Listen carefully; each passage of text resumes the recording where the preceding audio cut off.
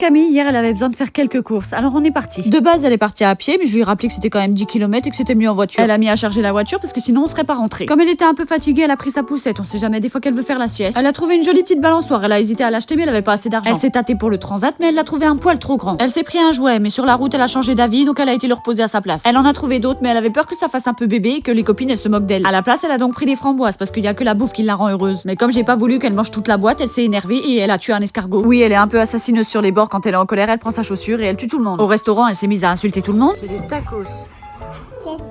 Mais après, elle s'en est vraiment voulu, elle a eu honte, alors elle s'est un peu cachée sous la table. Elle a même pas voulu finir ses frites, elle se sentait vraiment pas bien, elle a décidé de partir. Elle se sentait tellement mal pour l'escargot qu'elle a décidé de passer à Jardiland pour s'excuser. Elle voulait lui mettre une petite peluche sur sa tombe, mais je lui ai dit que c'était pas la peine, elle était trop grosse. En passant par là, elle a dit bonjour au poisson parce qu'elle adore manger du poisson. Après, elle a vu un lapin qui était la réincarnation d'escargot, elle voulait l'adopter, mais moi je voulais pas. Tout ça, c'était trop d'émotions pour elle, il fallait qu'elle aille se reposer. Je lui ai rappelé qu'elle aurait été mieux dans la voiture plutôt que sur un transat à vendre. Après autant d'émotions, elle est rentrée et elle a mangé de la glace, enfin elle l'a acheté.